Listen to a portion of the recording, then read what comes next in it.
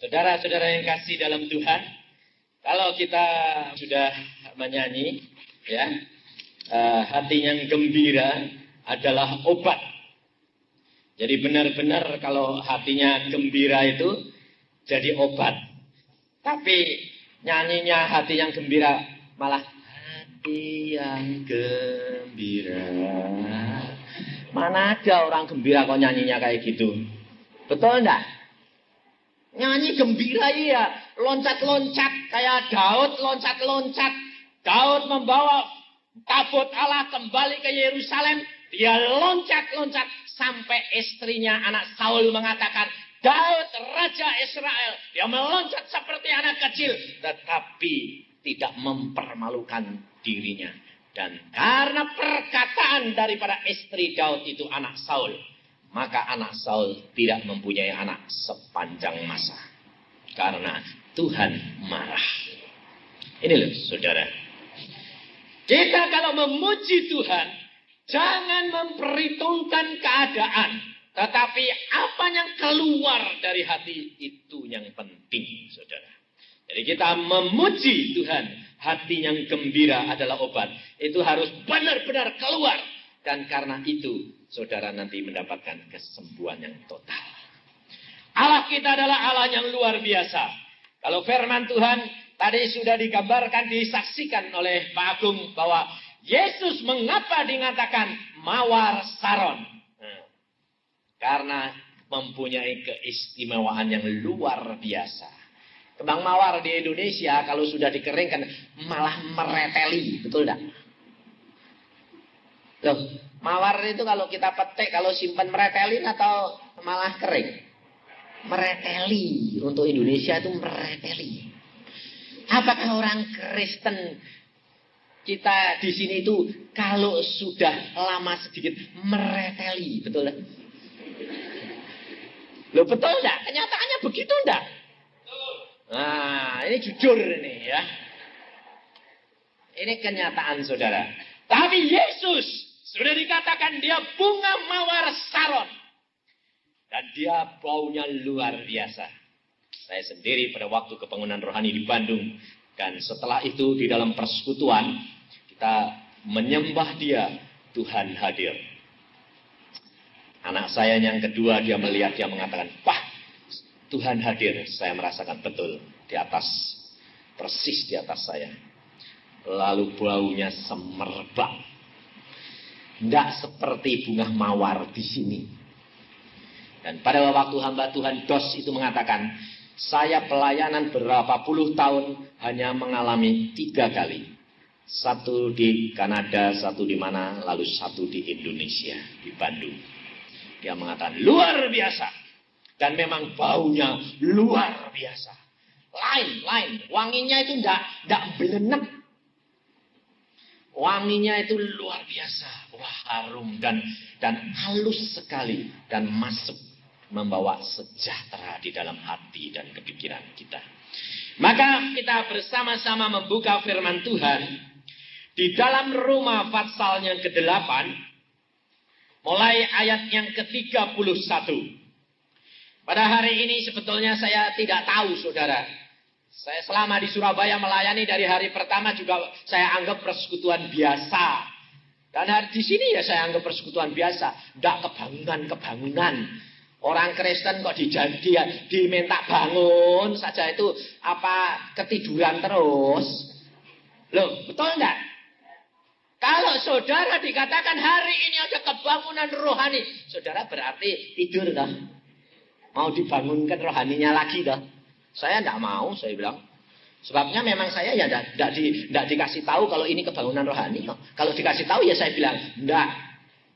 Sebabnya anak-anak Tuhan itu sudah banyaknya bangun. Nah, kamu ini bangun atau tidur? Hah?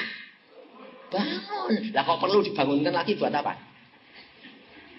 Kecuali kalau kelihatannya bangun, orang yang ngelindur. Ya tak? Orang yang lindur itu kan kelihatannya bangun, tapi nyatanya tidak bangun, tak tidur lah. Nah itu, ini. Tapi anak-anak Tuhan sudah bangun. Tetapi datang ke sini karena apa? karena jatuh cinta. Loh, jangan jatuh cinta sama saya. Saya sudah ada yang punya. Tapi boleh jatuh cinta sama Yesus, ya. Kalau jatuh cinta sama Yesus, itu yang membawa apa? Kesegaran. Loh. Tapi kalau jatuh cinta sama manusia, engkau kecewa. Ayo, coba siapanya nggak kecewa? Dia bilang, ibu-ibu di sini banyak. Hari ini bapak-bapaknya juga banyak. Siapa yang nggak pernah kecewa? Aduh, coba kalau saya dulu tuh jatuh cintanya sama sana, kok nggak jadinya sama ini, ya dah. Tapi setelah jadi istrinya bertahun-tahun, sudah jadi suaminya, mulai terkikis cintanya. Mulai apa? Kurang. Saya setiap kali ketemu ibu dan bapak, saya tanya, cintamu tambah dalam atau tambah kurang? Tambah kurang. Kenapa begitu? Lah sudah ada di peribahasa. Apa peribahasanya? Saya bilang, cintanya orang laki itu dari dalam lautan keluar terus malah jalan ke pinggir pesisir. Tapi kalau cintanya seorang istri dulu dipaksa kawin, tapi dari pesisir katanya tambah tenggelam ke dalam lautan. Nah, ya. Jadi berbahagialah Anda ibu-ibu kalau cintamu sama suamimu tambah mendalam. Karena itu yang dikehendaki Yesus Kristus. Tapi jangan bapak-bapak cintanya malah mentas. Harus malah masuk tenggelam. Sebabnya apa? Di dalam Yesus itu ada persatuan, bukan perpisahan. Ya. Firman Tuhan di dalam Roma pasal yang ke-8 ayat 31 mulai. Sebab itu, apakah yang akan kita katakan tentang semuanya itu? Jika Allah di pihak kita, siapakah yang akan melawan kita? Dia yang tidak menyayangkan anaknya sendiri, tetapi yang menyerahkannya bagi kita semua. Bagaimanakah mungkin ia tidak mengaruniakan segala sesuatu kepada kita bersama-sama dengan Dia? Mari kita berdoa. Tuhan, firman-Mu sudah hamba bacakan sebagian kecil, kemudian nanti kami sambung. Sekarang Kau mulai berbicara Bapakku. Kau urapi hamba-Mu dan anak-anak-Mu yang mendengar semuanya, baik di dalam ruangan ini maupun yang di luar.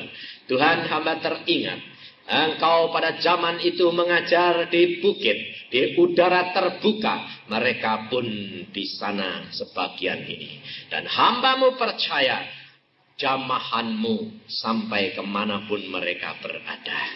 Terima kasih Bapa. Dan kami minta di dalam nama Tuhan Yesus, kami ikat segala kuasa gelap. Jangan turut ambil bagian dalam firman Tuhan ini. Hanya Tuhan Roh Kudus pribadi yang berbicara melalui hamba-Mu yang tidak punya apa-apa, tetapi Engkau yang mengurapi dan mau memakai menurut kehendak-Mu. Dalam Tuhan Yesus kami percaya. Amin. Kalau Allah di pihak kita, siapakah yang akan melawan kita? Firman Tuhan hari ini mengatakan kepada kita bahwa Allah kalau di pihak daripada kita, siapa lawan kita? Allah yang menjadikan langit dan bumi, Allah yang menciptakan segala-galanya. Kalau Dia pihak kita, saudara tidak akan takut. Saudara kalau menghadapi perkara, saudara cari pengacara, pembela yang terkenal atau pembela yang kalah? Hah? Yang terkenal. Kenapa? Tapi kalau terkenal itu bayarnya mahal. Loh, betul enggak? Barang yang terkenal bayarnya harus. Dokter yang terkenal bayarnya juga. Yesus terkenal enggak? Hah? Terkenal? Mau enggak jadi pembelanya? Loh, kok takut? Mau. Berani bayar? Betul. Berani. Tak ada yang berani toh. Contohnya engkau itu tidak berani bayar Yesus mahal. Kalau engkau sakit, masuk rumah sakit, dokter mengatakan ini harus dioperasi, biayanya jutaan. Saudara bilang apa? Berani bilang, enggak bisa, enggak mau, enggak jadi operasi. Mahal. Berani? Mbok utang digoleki, betul lah? Sampai utang neretek gue bayar operasi, betul enggak?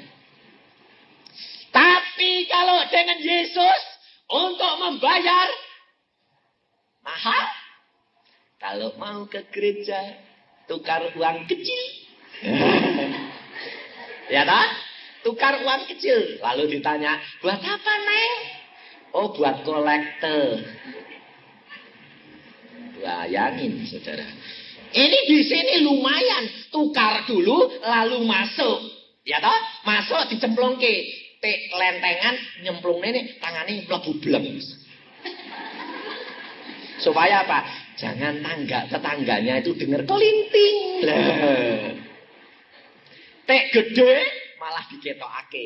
Ting ya, supaya tanggane ketok. Lho, aku kei gede, betul enggak? Tapi di daerah sana Sulawesi, kalau ngasih kolektor masuk susuk. Lucu gua. Masuk ke pluk, goleki susuke. Balik. Loh, kowe ketawa. Padahal saudara sendiri juga berbuat. Yesus memberkati engkau berlimpah-limpah. Yang mbok kasih berapa? Ayo, tak minta susuk.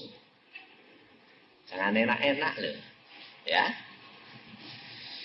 Tetapi banyak orang Kristen. Oh, ada loh orang Kristen. Nggak susuk. Kosong. Mlebu bleng. Balike metu. Nah, bayar. Kenapa kantong kolektor sekarang itu bolongannya diciliki? Betul enggak? Loh, sekarang kantong kolektor itu lubangnya dikecili. Betul enggak? Kenapa? Mikir. Coba kenapa? Sebab banyak orang Kristen yang keluar dari tangannya dari kantong kosong, masuk blung, baliknya ngerakup. Bleng. Ini. Lalu gereja-gereja mulai kelangan kolektor. Didelok kok kurang, terus tambah lama tambah kurang. Lah sing njumputi tambah akeh. Lalu ngambil langkah sekarang lubang kolektor itu dikecili supaya gregem ndak bisa metu. Nah ini seperti kera kalau mau ditangkap di Sumatera. Botol dikasih kacang, ya dah. Lalu di tengahnya itu masuk, ngegem kacang sak besar-besarnya, tidak bisa keluar toh. Nah, botol ini dikasih tali. Nah, kerane mau ditangkap, dia tapi tidak mau melepaskan kacangnya. Lah, odok-odokan dicekal cek. Lah, inilah saudara. Ternyata orang Kristen juga banyak. Nah, yang dodosi duitnya Tuhan. Uang perpuluhan dicuri. Banyak yang belum memberi uang perpuluhan. Apa itu tidak pencuri? Itu pencuri. Pantesan tidak pernah dapat berkat segala macam perkara.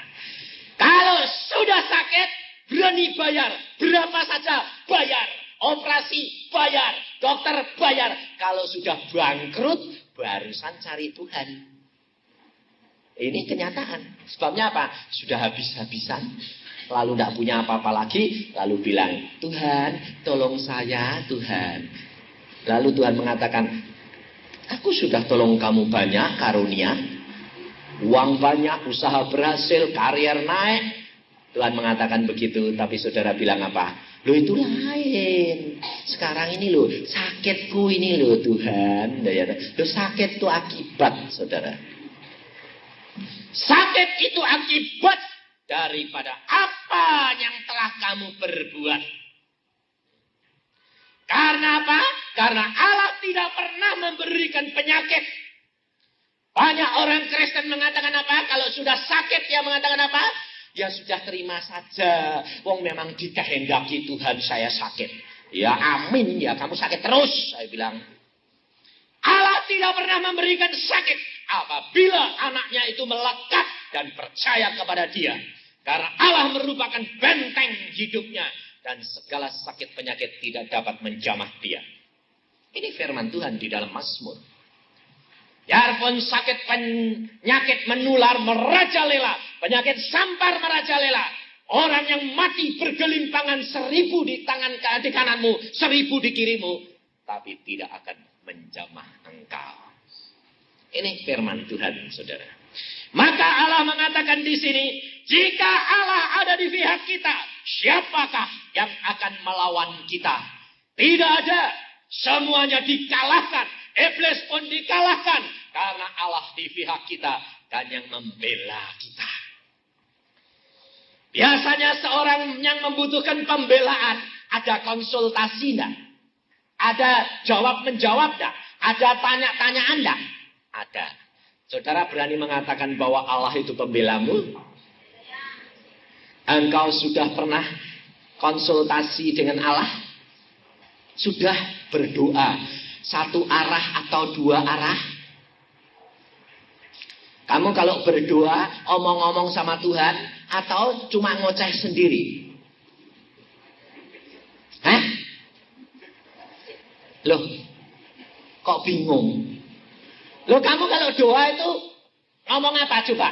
Apa seperti bicara sama suami istri, anak sama bapak? Atau ngomong sendiri?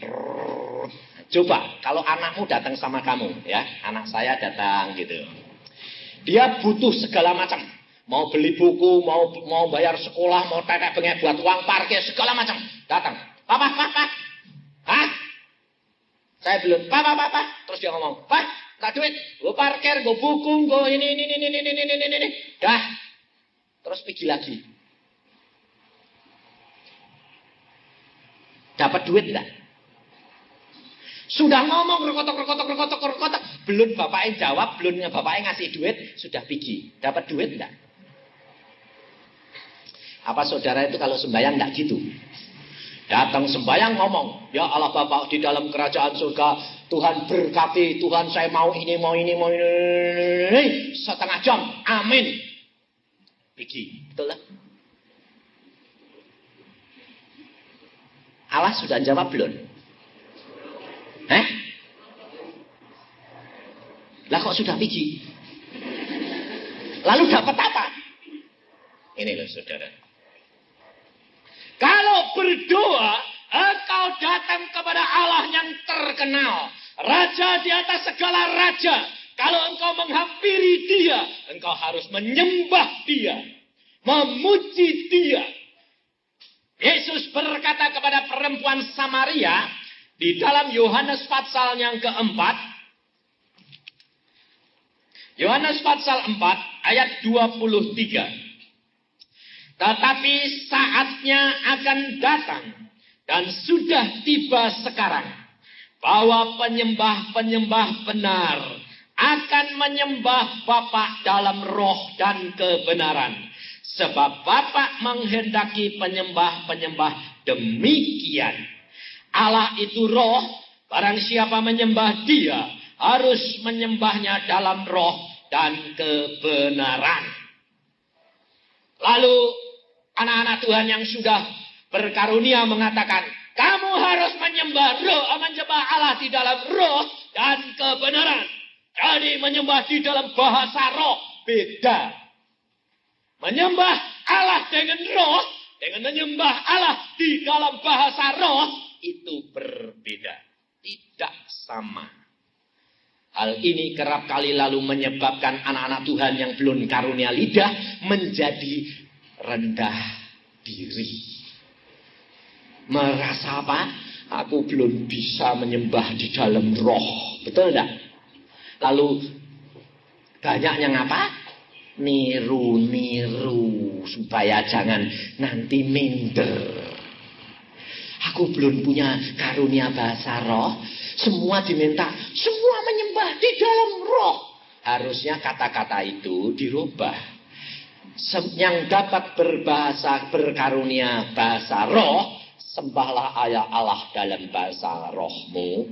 Tetapi yang belum bisa, sembah dalam bahasamu. Sama saja. Sebab Allah, Yesus Tuhan, kalau berbicara sama saya, tidak bahasa roh. Lah kalau Tuhan Yesus bicara sama saya dalam bahasa roh, saya tahu enggak?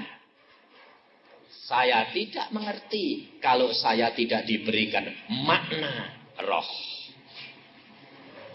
Tuhan Yesus kalau berbicara sama saya, bahasanya bahasa Indonesia. Saudara tahu. Kenapa dia mau berbahasa Indonesia? Karena yang dikehendaki Bapa adalah orang yang menyembah kepada dia di dalam roh dan kebenaran.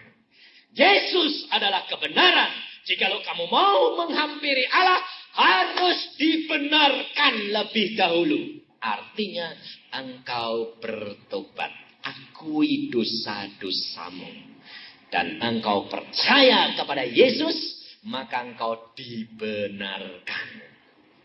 Baru engkau dapat mengangkat jiwa dan rohmu menyembah kepada dia dengan pimpinan Roh Al-Kudus. Roh Al-Kudus akan mengarahkan roh dan jiwamu untuk mendapatkan channel, mendapatkan arah yang tepat bersama berkomunikasi dengan Allah Bapa. Inilah saudara. Itu yang dikehendaki oleh Tuhan Yesus. Jadi kalau kita berdoa, kita harus bertobat lebih dahulu, periksa diri, kosongkan cawan. Setelah cawannya kosong, baru minta pimpinan Roh Al-Kudus. Apa yang harus didoakan. Kita kerap kali kalau menghampiri Allah, bukan dengan roh dan kebenaran, tetapi langsung masuk dengan penuh kekotoran. Belum bertobat, belum disucikan, belum dibasuh oleh darah Yesus. Sudah ngomong. Dan Allah tidak akan dapat menerima. Karena hidupmu kotor. Sehingga doamu tidak sampai ke sana. Ini saudara. Karena saya melihat sendiri. Pada waktu pengasingan Tuhan menunjukkan kepada saya. Pada waktu saya dipelajari Alkitab mengenai doa. Lalu Tuhan mengatakan, ayo pergi. Lalu Tuhan mengatakan pergi. Saya bilang, gimana Tuhan? Turut. Ternyata saya dibawa ke Firdaus sana. Lalu ada meja marmer. Bagus sekali. Saya bilang, mejanya hebat. Di dunia belum pernah saya lihat meja kayak gini. Indahnya. Bergemerlapan luar biasa. Wah, hebat saya bilang. Tuhan, ini meja apa ini? Ya, di sini semua permata. Wah, luar biasa. Tebal, tapi tidak ada kakinya. Saya cari-cari. Kok gantung, tapi kok ya bisa kayak nyetel dewek. Waduh, kursinya Tuhan luar biasa. Saya bilang, kalau duduk rasanya itu macis gitu. Tapi saya belum berani duduk. Saya cuma lihat. Tapi kepingin. Lalu Tuhan mengatakan, ini lihat. Di atas meja itu lembaran-lembaran kertas. Lalu saya bilang, kertas segini banyaknya. Lalu Tuhan mengatakan, kamu lihat kertas-kertas itu dan kamu sortir. Sortir bagaimana? Saya tidak tahu Tuhan. Nanti kamu tahu. Betul. Setelah kertas itu saya pegang, saya bisa tahu. Karena ada Roh Kudus yang memimpin, memberikan hikmat, memberikan marifat, memberikan pengertian. Oh, ternyata ini doanya orang-orang Kristen yang naik ke atas. Semua tercatat. Wah. Lalu di situ Tuhan mengatakan, sortir, aku mau pergi sebentar. Saya sortir, ternyata 3 macam. Ini doa yang harus dijawab segera. Ini doa yang ditangguhkan. Ini doa yang ditolak oleh Tuhan. Luar biasa. Saya barusan mengerti, saya katakan. Ternyata di surga ya ada kertas ya Tuhan. Saya bilang, loh ada. Dan ternyata hamba Tuhan yang lain juga menguatkan. Setelah saya membaca pesan malaikat hamba Tuhan dari Amerika, dia melihat betul di sana ada kertas. Dan kertas itu pada waktu dia diberi gambar oleh Jibril mengenai kedatangan Tuhan sudah dekat, kertas itu dibawa. Dan dia mengatakan, malaikat Jibril, kertas ini saya bawa ke dunia ya. Saya mau tunjukkan istri saya. Dia berkata, Jibril berkata, bawa. Dia dibawa. Dia kembali ke dunia membawa kertas gambar itu. Dan ditunjukkan istrinya. Ternyata di surga itu ada kertas. Mana? Ini? Wah, luar biasa ya. Lalu ini gambar siapa? Yang gambar Jibril. Bahwa kedatangan Raja kita, Yesus Kristus, sudah amat singkat. Saudara tahu. Di situ kita melihat bahwa Allah itu bekerja. Dan apa yang ditulis di dalam Alkitab, itu ya dan amin. Ada semuanya. Jikalau saudara percaya akan Alkitab, jikalau saudara mengimani ini, saudara tidak akan kecewa. Karena pembelamu adalah Allah. Janji Allah ya dan amin. Dan dia tidak pernah menipu manusia. Tapi manusia selalu yang menipu Allah.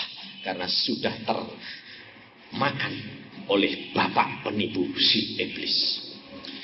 Allah di situ menyatakan sendiri. Pada waktu saya menyortir, saya itu tidak sadar. Saking kesemsem lihat kertas segitu banyaknya masuk terus. Dan dadanya nganter. Masuk sendiri. Kletak-kletak-kletak. Seperti mesin begitu. Saya lihat kok banyak sekali. Tapi saya ya bisa kerja cepat. Beres. Saking lupane saya duduk di kursinya Tuhan. Sebab memang dari tadi kan kepengen. Saya duduki. Pelak. Wah siap. Saya kerja cepat gitu. Ternyata Tuhan sudah datang. Berdiri di samping saya. Dia manggut-manggut gini. Saya saking kesengseme, saya mengatakan, Tuhan, sudah selesai. Tapi tempat duduknya tak duduki. Lalu Tuhan itu tidak ngomong, ini loh saudara. Tuhan tidak bicara. Tapi dia mesem. Dia cuma. Lah saya jadi bingung kok. Loh tak lapori sudah selesai kok. Tidak ngomong, tidak jawab, kok mesem-mesem. Terus saya bilang, loh kok mesem-mesem toh Tuhan? Saya bilang, mesem lagi. Sadar saya. Oh maaf. Kursimu. Saya bilang, ampun ya Tuhan. Baik. Lalu dia duduk di situ. Ini loh Tuhan yang harus langsung di ACC. Langsung Tuhan tanda tangan. Kabulkan doa mereka. Saudara tahu. Dan di situ kelihatan. Doa-doa yang dikabulkan adalah doa-doa yang urgen. Doa-doa anak-anak Tuhan yang demikian merindukan. Sehingga hati Tuhan tergerak. Sehingga hati Tuhan jatuh belas kasihan. Maka doa itu segera dijawab. Dan terlaksana. Ini rahasianya. Kalau engkau mau jawaban doamu segera. Maka engkau harus memperkenan hati dia. Hati dia penuh dengan belas kasihan. Dan bukan dengan pemberianmu, bukan dengan tingkah lakumu, bukan dengan perbuatanmu, tetapi dengan hatimu, saudara. Allah melihat hatimu. Dan kalau hatimu hancur, hatimu merindukan sungguh-sungguh dia, dan Allah tidak pernah dapat ditipu. Dia segera menjawab doa-doa saudara. Tetapi saudara kerap kali bukan Allah pembelamu. Saudara kerap kali yang mencari pembela siapa? Tua-tua gereja, pendeta, hamba-hamba Tuhan, pelayan-pelayan. Ya enggak? Engkau mencari pembela, bukan Allah. Karena apa? Kerap kali saya alami. Dan sampai hari ini siang pun saya alami. Mengapa? Saya tanya, loh, kenapa saudara kok ribut, minta konseling, ngomong? Kan firman Tuhan yang saya sudah sampaikan saudara sudah jelas. Engkau berdoa. Lalu dia jawabannya apa? Lain, Pak Yusa. Loh, apanya yang lain? Pak Yusa kan lebih dekat Tuhan. Kalau minta itu jadi gampang. Ngompreng enggak? Ngompreng enggak? Nah, lalu apa bilang apa? Jadi minta ke toh Pak Yusa, tanya ke toh Pak Yusa. Tapi kalau pembelamu itu Allah, engkau akan dapat. Karena Yesus, nanti kita lihat, Yesus pembelamu. Saudara-saudara kerap kali, saya ingatkan, sekali lagi saya ingatkan. Jangan berharapkan manusia. Di sini anak-anak Tuhan ada. Punya karunia khusus. Dia pinter bawain orang-orang ke kenal Yesus. Dia kalau bawa orang ke kenal Yesus itu pinter, jamin. Jadi, yuk ke gereja, yuk. Propagandanya pinter. Apalagi kalau pendetanya itu gagel, ya. Jadi pelawak, jadi wah, yuk. Ya. Saudara tahu, saudara itu sudah menghayati bahwa belum tentu orang yang membawa orang ke gereja atau kenal Yesus itu selamat. Betul enggak? Hati-hati loh. Sebab orang yang tidak benar-benar kenal Yesus, Yesus berkata, aku tidak kenal kamu. Orang-orang itu berkata, aku sudah mengajar dalam namamu. Aku sudah berbuat mujizat dalam namamu. Aku mengadakan segala perkara dalam namamu. Aku memberikan segala perkara kepadamu. Yesus berkata, aku tidak kenal kamu. Kenapa? Karena mereka bukan milik Yesus. Tapi apa? Calo-calo Yesus. Di terminal itu banyak calo dah. Ponorogo, Malang, Lawang. Wah, semua orang ayo, masuk bis. Dia gandol di bis. Tapi di tengah jalan berhenti enggak? Calonnya berhenti enggak? Berhenti, turun lagi cari orang lagi di bis yang lain. Betul lah? Orang Kristen banyak yang jadi calo surga. Orang lain sampai di Malang, dia sendiri ketinggalan di Surabaya. Engkau jangan jadi calo-calo kerajaan surga. Engkau bawa orang itu masuk surga, kau sendiri ketinggalan. Hati-hati. Kita harus periksa. Sebab kita berani mengatakan Allah di pihak kita. Allah pembela kita. Kalau saudara berani harus menempatkan diri seperti Yesus. Banyak anak-anak Tuhan, hamba-hamba Tuhan, kalau sudah dia merasa disertai Allah, sudah diurapi oleh Allah, dia merasa punya kuasa, punya kewajiban, punya segala-galanya. Lalu semuanya dirangkap sendiri. Diborong semua pekerjaan.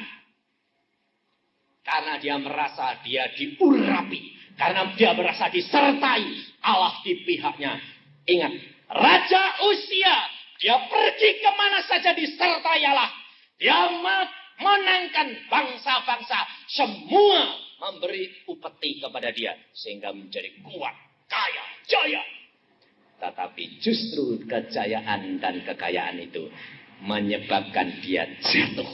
Karena apa? Kurang setia. Karena dia mempersembahkan ukupan. Bagiannya imam. Bukan bagian dia.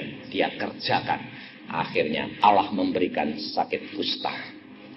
Maka dari itu saudara, kalau engkau sakit, kalau engkau menderita sakit, periksa diri.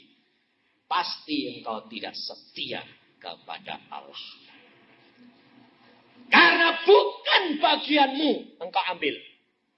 Karena engkau merasa disertai dan engkau menjadi sombong. Maka hati-hati. Banyak orang itu menyanjung-nyanjung kita, tapi akhirnya membawa kita ke neraka. Firman Tuhan selanjutnya mengatakan, siapakah akan menggugat orang-orang pilihan Allah, Allah yang membenarkan mereka. Siapa yang akan menghukum mereka? Kristus Yesus yang telah mati, bahkan telah lebih lagi, yang telah bangkit, yang juga duduk di sebelah kanan Allah.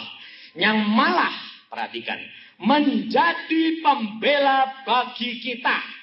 Siapakah yang akan memisahkan kita dari kasih Kristus? Penindasan, kesesakan, atau penganiayaan, atau kelaparan, atau ketelanjangan, atau bahaya, atau pedang. Nah, ini saudara. Firman Tuhan hari ini sudah memperingatkan kepada kita. Apabila engkau benar-benar mempunyai Allah sebagai pembela, apabila engkau sungguh-sungguh Yesus Kristus menjadi pembelamu, kau akan mempunyai kasih Dia di dalam dirimu. Seperti Yesus punya kasih di dalam dirinya. Dan Dia rela menjalankan rencana dan kehendak Allah. Maka ayat ini mengatakan penganiayaan, kesesakan, penindasan, kelaparan, telanjang, bahaya, pedang, tidak ada yang dapat memisahkan kita dengan Yesus. Jadi bukan orang yang berkarunia banyak, bukan orang yang punya karunia nubuatan, kesembuhan, lalu segala macam karunia, itu jaminan masuk surga. Perhatikan. Jangan iri. Jangan kepengen apa-apa kalau tidak dikaruniai Allah. Tapi kalau engkau dikaruniai, kembangkan. Jangan engkau biarkan menjadi bantut. Kalau tidak, engkau akan bertanggung jawab. Karena firman Tuhan mengatakan, yang diberi banyak, dituntut banyak. Yang diberi sedikit, dituntut sedikit. Yang diberi lebih banyak, dituntut lebih banyak. Allah menuntut menurut karunia-Nya. Talenta yang kau diberikan. Tetapi perhatikan. Tidak merupakan jaminan. Orang yang diberi talenta 5 itu. Lalu dia masuk surga. Dia hanya diberikan jaminan kalau dia mendapatkan buah. Kalau engkau menghasilkan buah. Kalau engkau menghasilkan perbuatan-perbuatan baik, kalau engkau menghasilkan apa yang dikatakan oleh Yesus, maka engkaulah yang dikatakan hamba yang setia. Ini saudara. Jadi jangan iri terhadap hamba Tuhan yang punya karunia banyak. Tapi harus justru didoakan. Karena hati-hati. Kalau hamba Tuhan itu mencuri kemuliaan Tuhan, maka Tuhan akan potong dia. Saya pernah mendapatkan suatu penghiburan dari Tuhan, yaitu mengenai Yesus pembelaku. Saya pada waktu itu berbuat suatu kesalahan kepada seseorang. Kemudian saya ditegur orang itu. Dan ternyata teguran itu saya sudah minta maaf. Tetapi orang itu tidak mau memaafkan. Kelihatannya dia tetap lapor sama Tuhan. Untuk menuntut saya dihukum. Malam itu saya sedih. Saya berdoa kepada Tuhan. Tuhan, ampuni saya kalau saya salah. Sebabnya apa? Saya menyaksikan seorang anak Tuhan. Seorang anak Tuhan. Dia dapat kredit karena anugerah Tuhan. Saya saksikan karena kuasa daripada Allah. Tetapi ternyata orang itu tidak mau disaksikan. Karena apa? Dia takut. Nah, kemudian saya minta maaf. Dan dia merasa tetap menuntut kepada Tuhan. Supaya saya dituntut. Akhirnya malam itu saya berdoa, Tuhan ampuni saya. Kalau saya harus menanggung akibat, oke, saya terima. Dan malam itu Tuhan tunjukkan. Sedang saya berdoa, Tuhan melihatkan. Pengadilan. Saya dihadapkan pengadilan. Saudara itu menghadap di situ sebagai penuduh. Di sini ada jaksa. Di situ ada hakim. Saya lihat, Hakimnya Tuhan Yesus. Saya agak senang sedikit. Karena apa? Karena Tuhan yang jadi hakim. Saya diam saja. Lalu saudara ini menuduh saya.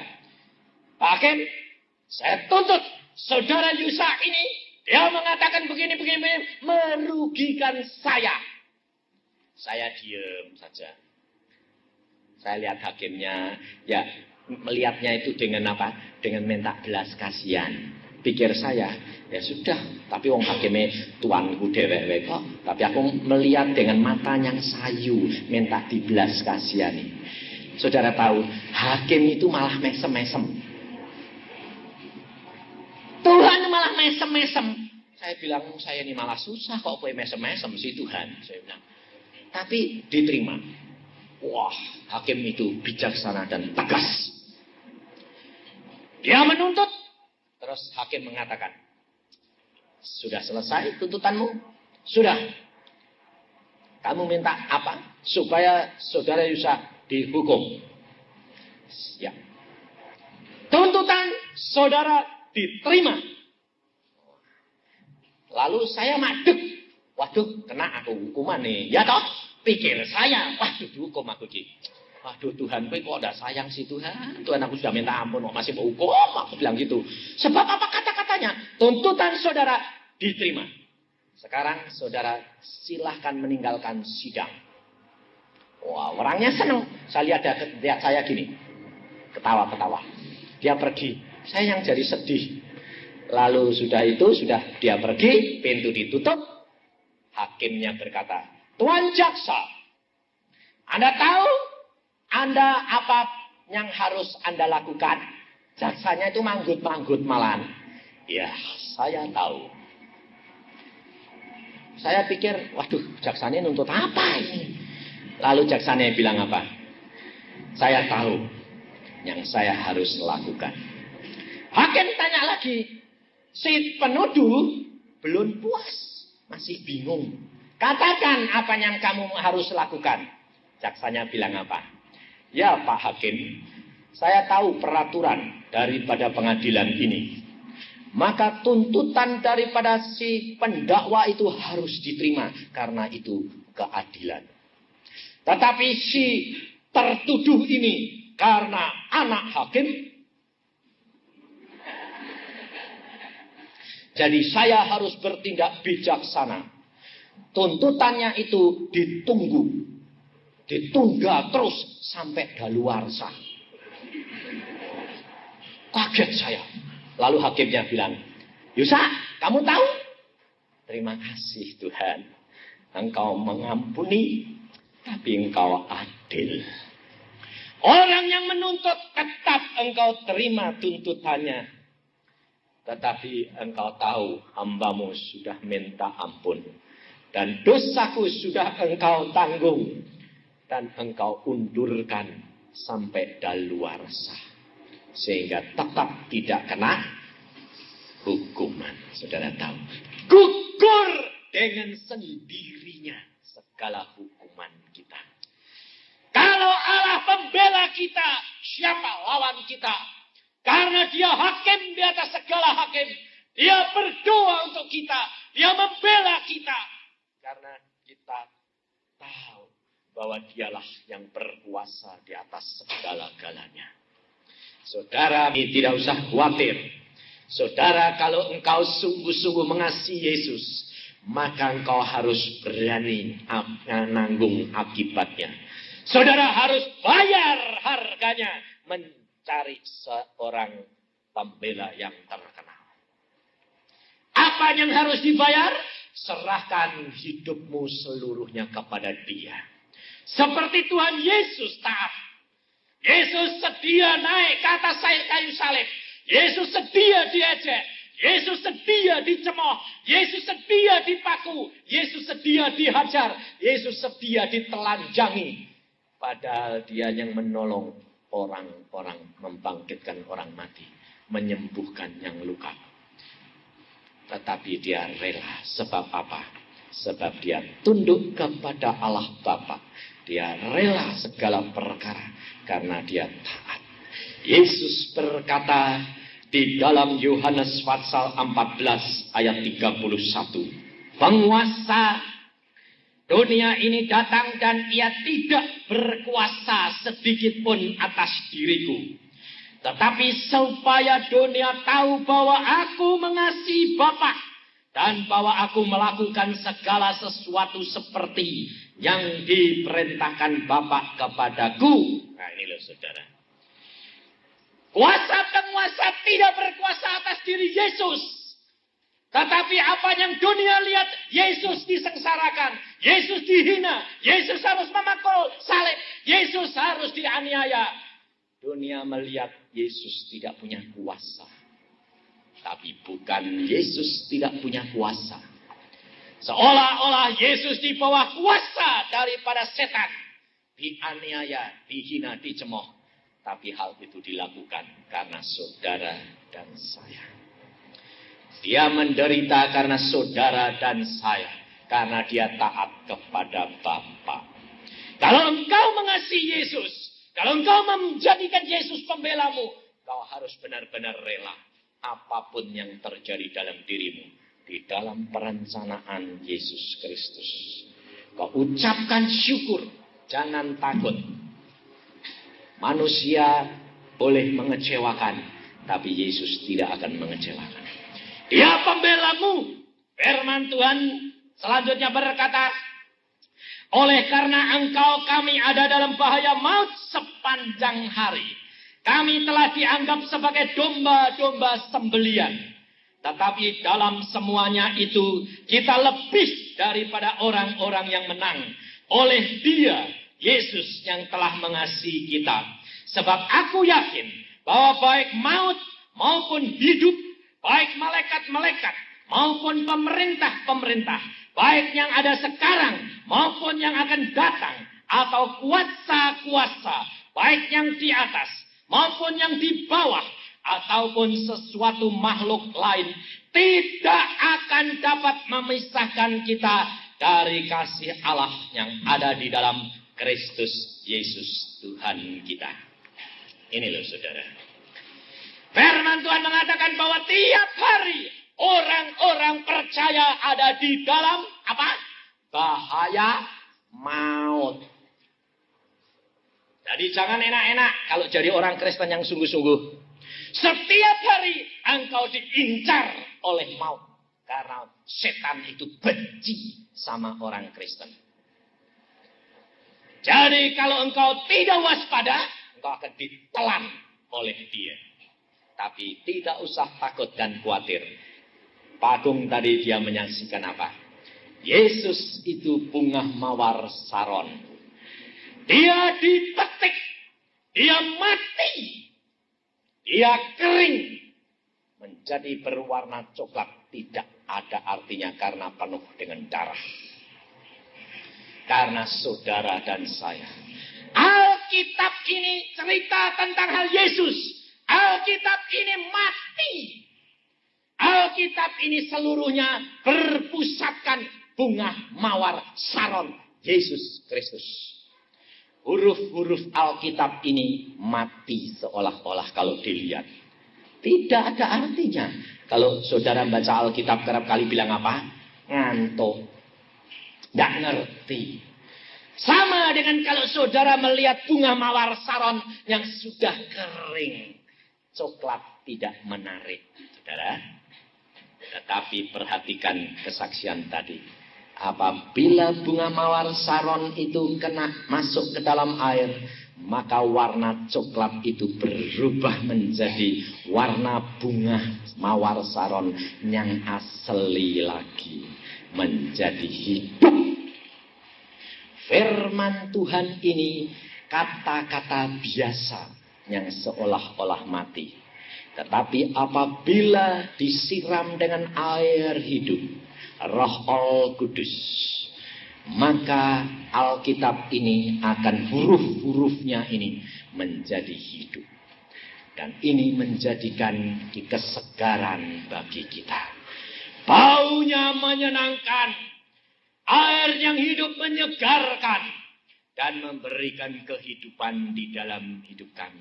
Janji-janji Alkitab ini akan hidup, akan mengikuti kita kemana kita pergi. Dan kalau itu menjadi rema, itu yang dikatakan mawar saron yang kena air. Ini menjadi hidup. Firman Tuhan kalau kena air Roh Kudus menjadi rema, maka ini menjadi janji yang terlaksana bagi hidup kita. Yesus sudah menjanjikan kepada kita, saudara. Banyak sekarang anak-anak Tuhan dipanggil dari para sarjana. Para orang cendekiawan dipanggil. Tetapi juga dari yang rendah dipanggil. Tukang becak pun ketemu Tuhan Yesus. Tapi saudara menjadi anak Tuhan berapa puluh tahun tidak pernah ketemu Tuhan Yesus. Betul tidak? Jangan sampai ketinggalan, hati-hati. Mengapa engkau tidak ketemu dia? Karena bunga mawar saron yang engkau petik, yang engkau miliki Yesus itu tinggal kering dan membosankan saudara. Tetapi bawa masuk ke dalam air Roh Al-Kudus, maka menjadi hidup kembali. Allah adalah pembelaku. Saudara periksa diri. Kalau ada yang sakit, ada yang punya problema, periksa diri. Periksa diri. Dan katakan, Tuhan, aku mau menghampiri Engkau di dalam roh dan kebenaran. Aku mau menghampiri Engkau di dalam kebenaran Yesus Kristus. Engkau benarkan. Dan Engkau